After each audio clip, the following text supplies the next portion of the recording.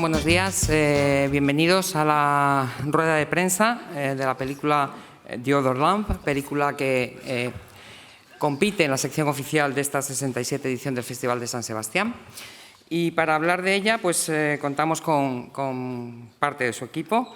Tenemos a Stephanie Wilcox, productora, a dos de sus intérpretes, Dennis Gog y Rafi Cassidy, y a Margosata Szumowska, su directora, que nos visita de nuevo en San Sebastián, después de haber sido miembro del jurado en 2014. Entonces es un placer tenerla de nuevo con nosotros. Y no sé si Margosata quiere decir algo sobre la película antes o empezamos con preguntas. Do you want to? You can use the headphones for the. Ah, Yeah. A few words.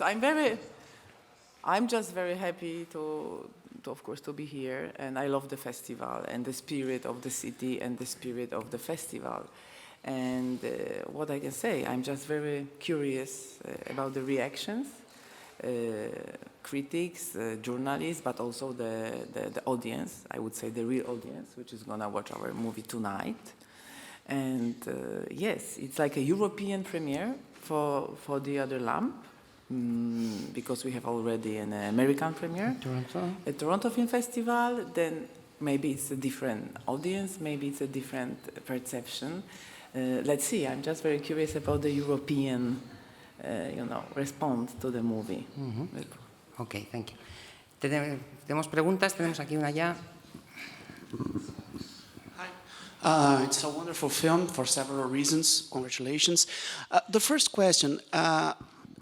If we think about your recent films, Body, Mug, and this one, religious is always present, and I want to in different ways. The first film you even dealt with Catholicism and spiritualism. In Mug, we had the Christ in the city. It's what was a very impressive image, and now we have all this discussion about fundamentalism and many other issues. I want to hear about that. And second question, if possible, I want to understand how was your work with your cinematography in this film? Yeah, it's like, of course, I was like taken by the script also because of that reason that I have found out my subjects, right? Something which I'm interested in all my life, which is actually fundamentalism, religion, how religion influenced the society, all of that questions, because that cult, I would say, it's like a religious cult, right? Then it was like something which was really, I was really interested in. To answer, because it makes a connection, right? It's first English-speaking movie, but still there's a big part of me. Of course, it's like almost first time when I haven't write a script. The script is written by Catherine McMullen. Then it was like also a new experience, but I found so many links to my internal world, I would say, in that script that it was kind of easy to find myself and not to lost myself. Another thing is Michał Englert. Of course, Michał Englert, he's a cinematographer. I work with him like all my life. Then, it's for us, I don't remember even, I'm lost, like I have 8 or 7 feature film we've done together. Then my cooperation with him is actually like without word. I mean, we just have the same taste, and I don't have to really communicate with him like notoriously to achieve an amazing result on the screen. Then I would call it like we have the same sensibility, but also it's a huge save of time to work with him because we are not disturbed by sometimes difficulties in the communication. I'm just saying, and he said, "Oh yeah, okay, I got it," and opposite then. Before the shooting, we just agreed what kind of lenses we want to use, which format, how the camera should work, and then everything was like kind of, I would say, smooth, especially that we didn't have a lot of time. It was like 25 shooting days and very, very, very hardcore shoot in the crazy Irish landscape. Yeah. Sí. ¿Más preguntas? ¿Tenemos? Sí. Sí, ahí tenemos una. Hola, buenos días. Yo quería comentarle, ¿es más el tema del fundamentalismo, la religión y todo esto, o eso es algo, digamos, de lo que se basa el personaje central de él, del pastor, entre comillas? ¿No es un tema mucho más de matriarcado, el tema de esa sumisión de las mujeres? ¿O qué hay de uno y otro, esa mezcla? Y en ese sentido, las actrices, y mi enhorabuena también, ¿de qué fue lo más duro del rodaje?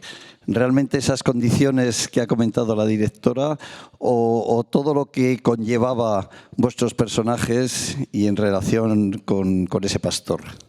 Gracias. I mean, the most difficult, actually, it was, I think, the weather conditions, really. It was like very tough and cold and raining, and we were like all the time outside. But also to find the right tone in Shepard's character was difficult. I mean, it took me like 2 days, up to 3 days to really find the right tone of his character. Because, I mean, it's not easy with him, especially we don't know so much about him. He's like more, I would say, a kind of symbol of abusive man who is a fake prophet than like a very real person. Then I should really find my way how to portray him, and actually I just trimmed almost all of his lines, because in the script he was talking a lot, and somehow it was taking out a kind of tension. So for me, what was really interesting about this script was that it shows the projection of these, by taking away a lot of the speaking on behalf of this male character, it shows how powerful women's projection onto a man can be, and how they then abandon each other in the face of the charisma of this man. And so I found that it was a story not just about the oppression of women, but how women can do that to themselves in the face of a hope of being saved by a man. And so for me, it opened up a conversation, an important conversation about the responsibility we have to each other as women to look out for each other in that situation. Because there's a lot of, I never want to be in films where women are victims. We have to take responsibility for what it is we do. And so when I watch the film, I can see why they project onto this savior, this man, and as a result they let each other down until Sarah, thankfully, there's a connection made between an older and a younger woman where we can have hope for the future, maybe. But I didn't see it very much as a fundamentalist religion thing. I saw it as the power of projection. Yes, of course. I feel like it was a very real film. Everything that you saw was real, like the weather conditions. Whilst it was difficult and we were working against the weather, I think that added a lot to the what we saw on camera. And also it really helped because Mikhail was the only male cast member, so that really helped to kind of throw us in there, didn't it? There was no pretending with this film. Whether it was intentional or not, we were, doing it all for real, yeah. But we had a lot of fun, too. Oh, God, yeah, we did. Oh, yes. Yeah, the darker the movie, the more fun you have to have. Yeah. So we went nuts. Sí, teníamos ahí otra vez. I'm sorry again.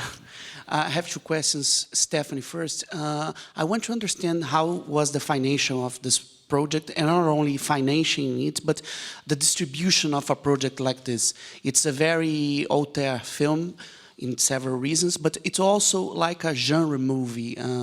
It could be also regarded as a kind of fantasy film somehow, and I want to hear you about that. I have a question to you, Małgorzata.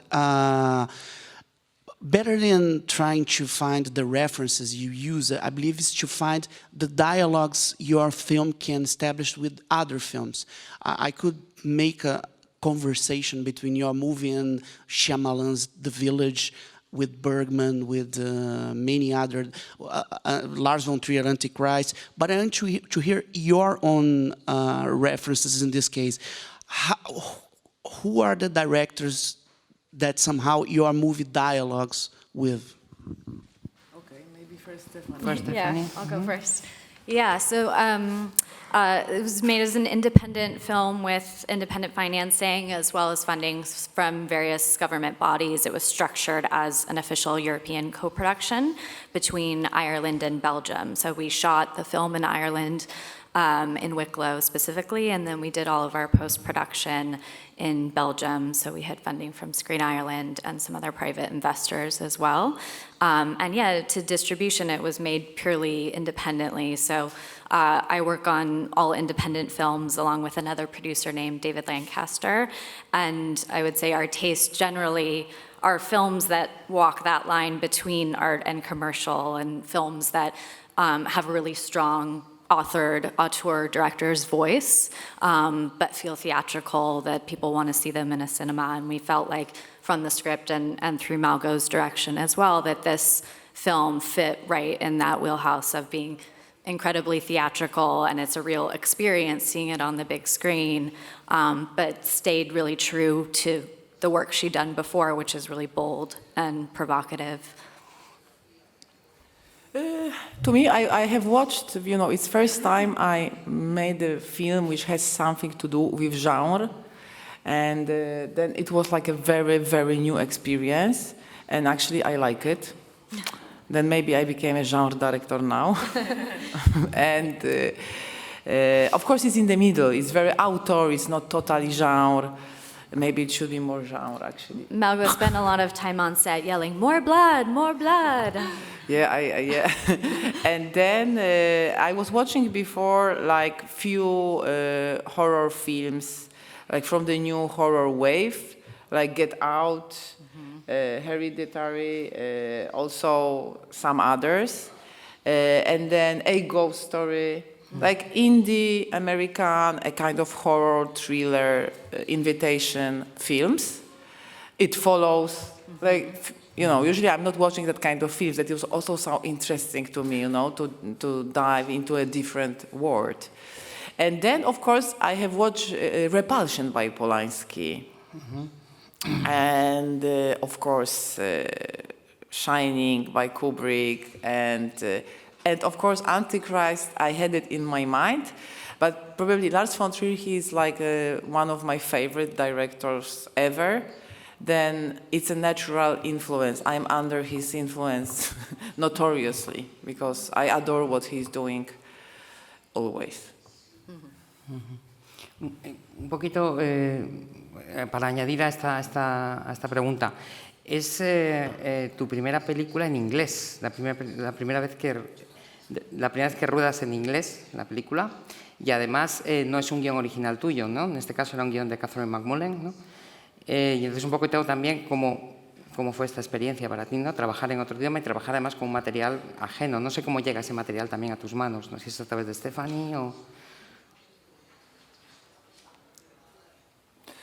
It was kind of funny because I met David Lancaster at 5 a.m. in the morning at Cannes Film Festival, and he asked me if we were kind of a little bit maybe not suburb, and he asked me if I have a good DP from Poland. I gave him a contact to my DP, Michał Englert, and then Michał sent him over our films, and then David proposed film to me. And then, it was like that's how it happened. And Stephanie, of course, she... after I met Stephanie, who was all the time with me during the shooting, and she was like an amazing to have such a producer, I have to mention. She was all the time with me, we were a very good team, and of course my amazing cast, but maybe it's not the right moment, but I was so happy to work with you guys. If it was different, yes, it was different, But I can tell you something.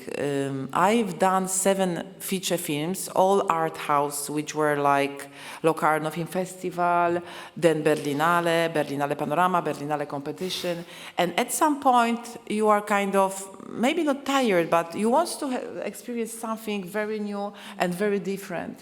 Then I think it's in the right moment, it happened in the right moment of my film making career, then I can just try something else.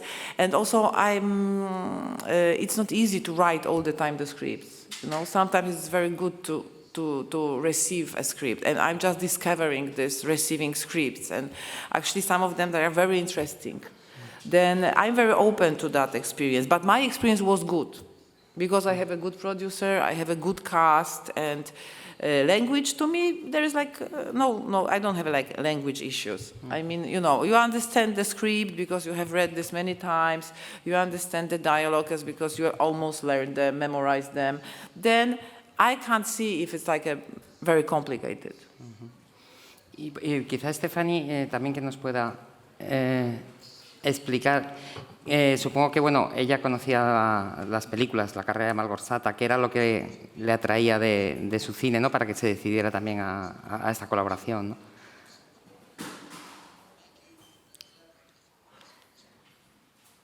Yeah, I had seen her film Body first, and I think what I love about what Malgo does, I mean, a lot of things, but a lot of her movies kind of feel like dreams, and they really take you into a world. And she has a really strong command of tone in all of her films, and sometimes tricky tones where it feels like she's dealing with really complex issues thematically, but then it's funny and it's heartbreaking, and she can really walk that line very easily. And we had been developing this script, and on the page, it felt kind of like a fever dream as well. It was like you were being sort of taken into this nightmarish atmosphere. It was almost like a novel kind of on the page. And when I saw her films, I thought that would be a really great marriage of someone who, you know, she deals with a lot of these themes, as we mentioned, with gender, with religion, and a lot of it she does just through really powerful images and without handing things to you on a platter as the audience. She doesn't sort of spoon feed, she lets things speak for themselves. And I think for this film that's really important because there is so much going on that you don't want it to be too heavy-handed and kind of forcing things, and just let it breathe. And I met her in person, and she's like a rock star, and we had a great time. So all of that as well. But yeah, that's what drew me through her films. Okay. ¿Más preguntas? Tenemos... Sí, aquí tenemos una. Hola, muchas felicidades por su película, que tiene mucha calidad.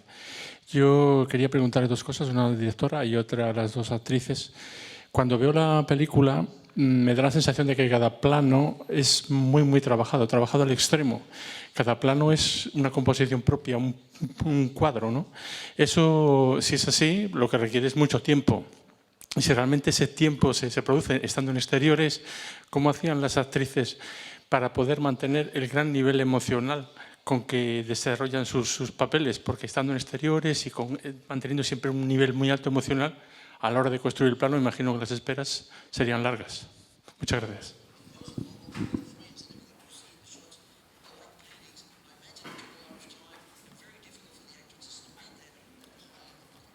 Maybe Denise. Thank you very much. First of all, we didn't have a lot of time, so there wasn't the luxury of taking a lot of time over getting into character and everything. But I felt all of my scenes were with Rafi, and we work in a very similar way, which is that we mess around a lot. So it wasn't very difficult to get into emotional. I don't find acting very difficult, especially emotional acting. I love it. I mean, it's very easy for me. So, and the quicker I can do it, the better. I think that's the quicker you can come in and out of it, the better. That's what I aspire to be able to do in my career, is to do it really fast, because otherwise I won't get to make films like this, because some people have the luxury of taking hours and days and weeks living up trees and doing all of the stuff that they need to do to get into character, but we had to do it quick, and then Misha, our DOP, and Margot, they made the picture. And when I saw the picture I was in, I felt so privileged, and I was so glad that I was able to work quickly in order to be able to be part of something like this. It's like being in a painting, you know, it was incredible. And yeah, but we messed around a lot, right? Yeah, we did. You'd think that we're crying and being very dark and very down, but actually it was the absolute opposite. And what we had to worry about was laughing in the middle of a scene because you remember something that Rafi had said or did. And yeah, so I don't find being very emotional in between takes very helpful. It's the opposite to me. Let it happen when the camera says action. And also because of the conditions, we didn't need to pretend we were cold and wet. We were cold and wet. It was grim, really, really grim. But we still managed to have so much fun doing it. Yeah, we did. No, I agree. It's way easier to like snap in and out of it instead of you know, carrying on when the camera isn't rolling, like Denise. But yeah, no, it was a really fun thing to be able to do and watch and see Margot and Misha work together and create these amazing pictures. And God, you can never be kind of impatient because they've got so little time. You just sit back and let them work their magic, I guess.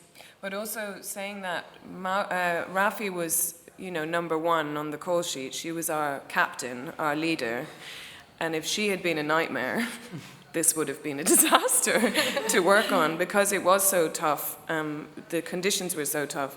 But her patience, her tolerance of everything that was going on, and she stayed so uplifted through the whole thing that everyone had to meet her on that level. So I'll be forever grateful that she led us like that. Truly, at 17, I'd have been a disaster at your age. Okay. Do you want to add something? Or? Yeah, I can tell you that because I work with this DOP so many times that actually before we kind of traveled 2 times to Ireland to find the locations, and like somehow we did it before. I mean, like we worked so many frames and etc. like before shooting, and also we have like an amazing references in art. Then I think we were kind of ready and set up for when we start to shoot how we want to do it. Sometimes it was difficult, I'm not saying that, but we were trying to use a natural light as much as possible because we didn't have time, of course, to light everything. Then, yeah, it was hard but effective. He leído, no sé si es cierto, que me corrija si me equivoco. Originalmente la película se iba a rodar en Australia, en un paisaje diferente, y luego se ha decidido rodar en Irlanda. No, you're absolutely right. Yeah. So Catherine McMullen, the screenwriter, is Australian. And so when she wrote it, initially she had envisioned an Australian landscape, and it was hot and dusty and red and basically the complete opposite look of what the film ended up being. But when we brought Margot onto the project, we started exploring locations in Europe that might make sense for funding and incentives. And Ireland has great crews, and they have a tax rebate there. And we thought, okay, well, in this story, it's very remote. You don't necessarily need to set it in a specific landscape. It's something that's very universal, and we could apply it to a different location. And so Margot went and scouted Ireland and really fell in love. And I think, you know, from the sort of genre fantasy aspects of the script, it felt like a fairy tale when we went to Wicklow the first time, and it really kind of brought so much more. And I'm sure, you know, obviously Australia has its own beautiful locations, but it was kind of a much more desolate feel. And I think the woods and everything really enhanced your ideas about what you wanted the look to be. It's also closer to me. I'm from Poland, I'm European, I'm in desert, Australia. It's like something I don't know anything about that, then I think actually it's better. We can do the sequel. In bikinis, on the beach. In Australia. Yeah, other land You'll come too. and find me, we'll raise the baby. Now knowing how cold it was, we might have thought about that a little harder, actually. Sí, tenemos ahí una pregunta y después aquí otra. Ahí. Sí, hola. Dos preguntas para la directora. Una, ha hecho alusión a referentes artísticos a la hora de componer los planos y demás. Me gustaría que, si es tan amable, citar algunos de ellos, qué pintores han servido de inspiración, ¿no?, para esas bellas estampas que incluye la película.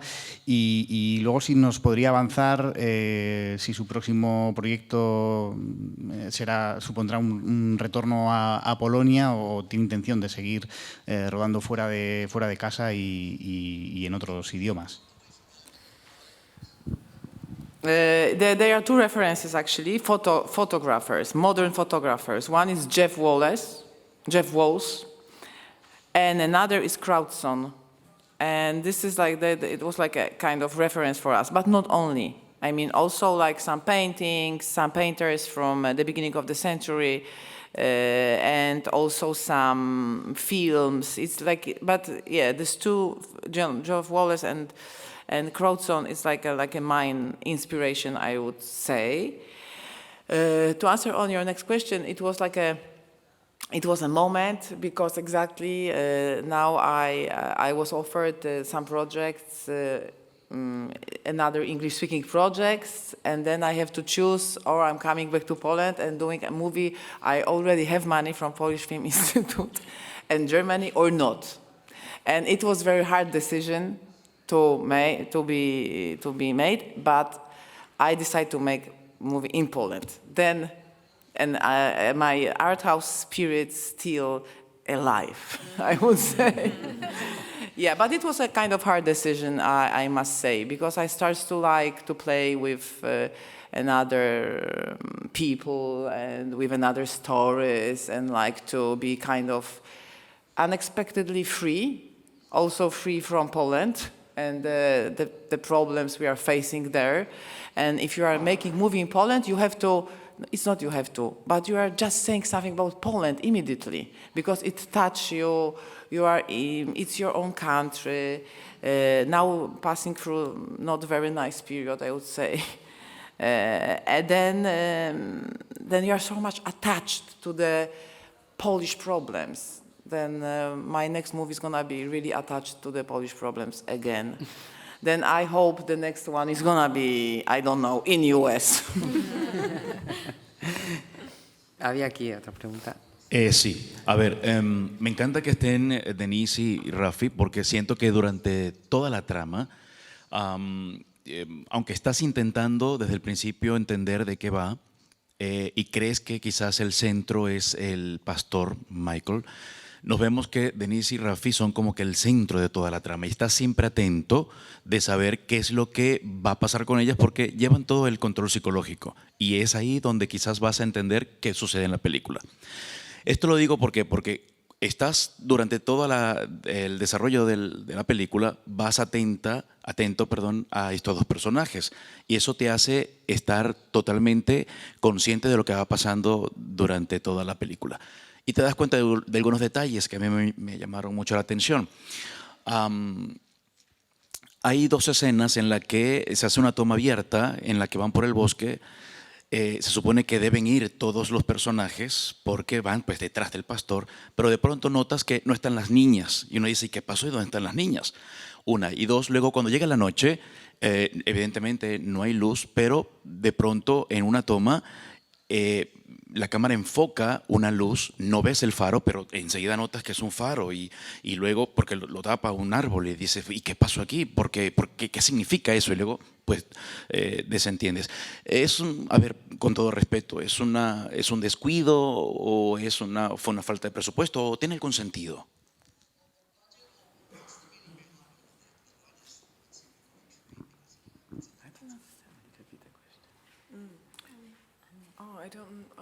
We don't understand. Yeah, the lighthouse? The lighthouse behind the tree.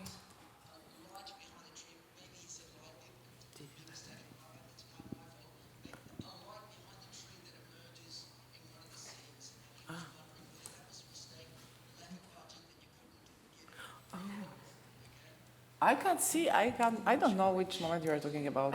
Yeah, maybe.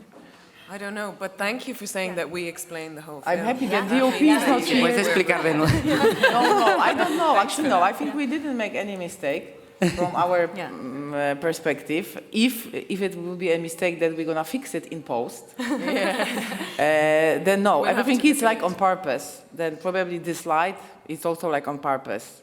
Maybe I think because we discussed a lot with DP, but also like.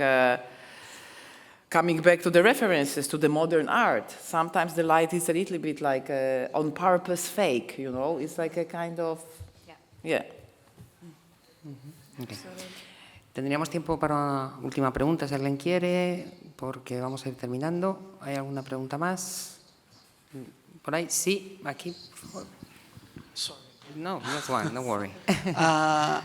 You like it? Could you say a few words about the music of the film in general, and specific about the song that we hear in the middle of the film? The song is a song by The Kills. It's I think it's a UK band. It's by who? The Kills. Okay. That's the band. Actually, I think it's an UK band. Mm-hmm. It's a song which I just really like, and we were listening this song on and on the way to the set each day, and then we decided to use that song in the movie. It was kind of and then the rest, the music, it's like composed by Polish composer Paweł Mykietyn, who kind of jumped on the project very late. Because we need a spectacular piece of music, and then I just asked Paweł to give me his viola concerto, and that's why this viola concerto is on the movie. But also there is Raphael Leloup, Belgian composer, music, or I would say more kind of music atmospheres. Yeah. Okay. Bueno, pues ya solo nos queda, tenemos que terminar ya. Agradecer al equipo de The Other Lamb a estar en San Sebastián y desearles mucha suerte con la película en Europa. Muchísimas gracias.